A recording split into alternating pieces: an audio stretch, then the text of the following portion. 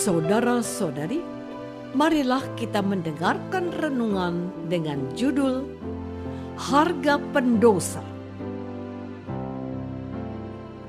yang berdasarkan pada Injil Lukas bab 15 ayat 1 dan 2.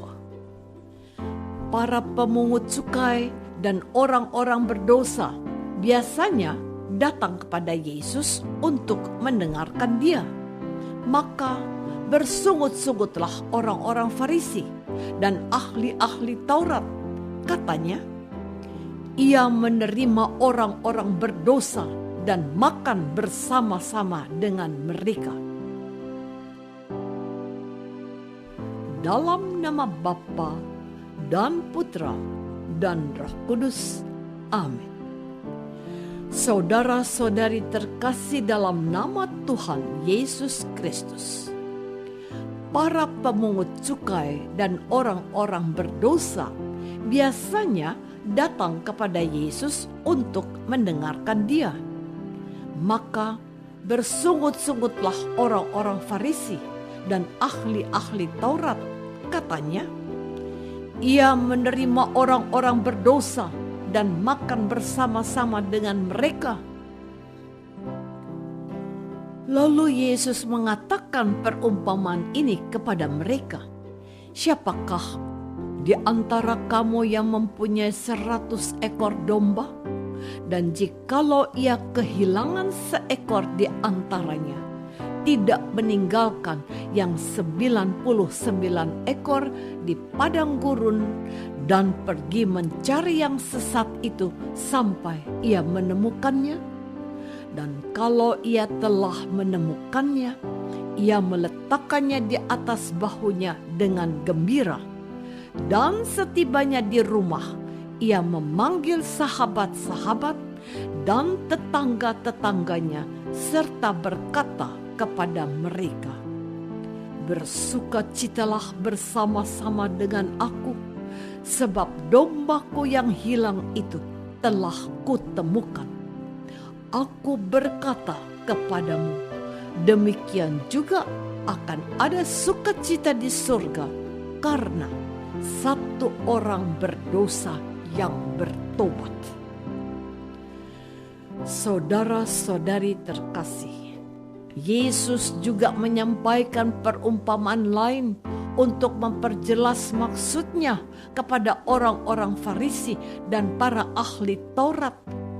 Kata Yesus, atau perempuan manakah yang mempunyai 10 dirham, dan jika ia kehilangan satu di antaranya, tidak menyalakan pelita dan menyapu rumah serta mencarinya dengan cermat sampai ia menemukannya? Dan kalau ia telah menemukannya, ia memanggil sahabat-sahabat dan tetangga-tetangganya serta berkata, bersukacitalah bersama-sama dengan aku, sebab dirhamku yang hilang ini telah kutemukan. Aku berkata kepadamu, demikian juga akan ada sukacita pada malaikat-malaikat Allah karena satu orang berdosa yang bertobat.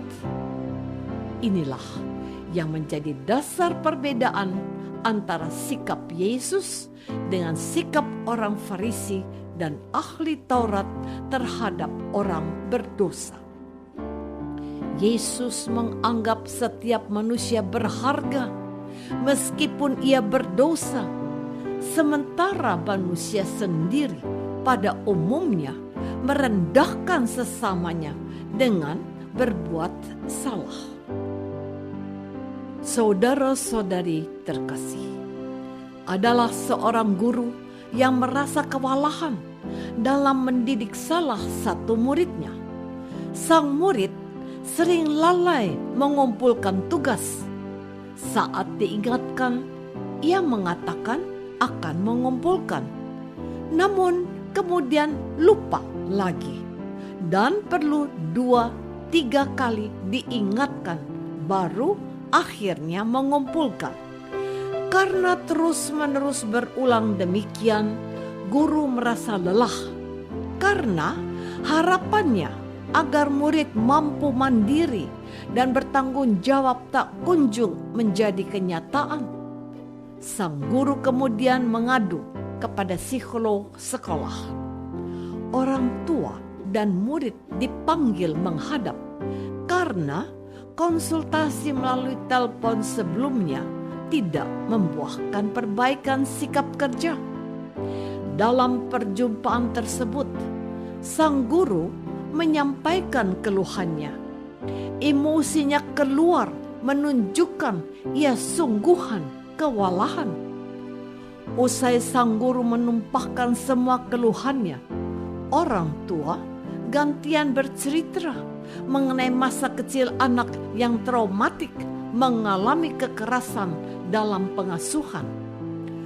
Guru bimbingan konseling kemudian menyimpulkan bahwa sang anak murid mengalami hambatan pribadi dalam memenuhi tuntutan, terutama karena pengalaman traumatik kekerasan di masa kecilnya. Saudara-saudari terkasih, sang anak kelihatan tegang. Mungkin ia jadi teringat kembali dengan pengalaman traumatiknya yang selama ini terpendam di bawah sadar. Guru bimbingan konseling menangkap kegelisahan anak dan mengajak anak untuk jalan-jalan keliling sekolah. Di bangsal olahraga, anak tertarik meninju-ninju samsak. Di ruang kesenian, anak menggambar sesuatu di kertas yang ditumpuk lagi dengan gambar lain, yang ditumpuk lagi dengan gambar lain sampai 4 gambar bertumpukan pada kertas yang sama. Guru bimbingan konseling merasa berbelas kasihan dengan sang anak. Sikapnya berubah dari mengkritik menjadi empatik. Meskipun demikian, sang guru kelas belum dapat sepenuhnya mengerti. Ia masih fokus memenuhi tanggung jawabnya sendiri dalam mendidik, sehingga masih tersinggung manakala ia kewalahan dan sulit mengendalikan sikap kerja sang anak didiknya itu. Orang tua menerima keluhan sang guru dengan sabar dan tetap berbelas kasih mendukung anaknya pelan-pelan untuk menyelesaikan tanggung jawabnya satu persatu. Saat berhadapan dengan sesama yang melakukan kesalahan berulang-ulang, maukah saya berhenti menghakimi dan belajar membantunya dengan penuh kasih? Marilah kita berdoa. Tuhan Yesus, terima kasih atas perumpamaanmu hari ini. Kami sadar sikap kami masih kaku dan memaksakan aturan berlaku dalam situasi apapun. Menjunjung peraturan secara buta membuat kami tidak peka dan lalai menjalankan hukum-Mu yang utama, yakni hukum kasih. Yesus, ajari kami melepas sikap benci dan penolakan, serta belajar membuka hati untuk menyimak dan berbelas kasih. Amin. Semoga kita semua selalu dinaungi dan dibimbing oleh berkat Allah yang Maha Kuasa, Bapa dan Putra dan Roh Kudus. Amin.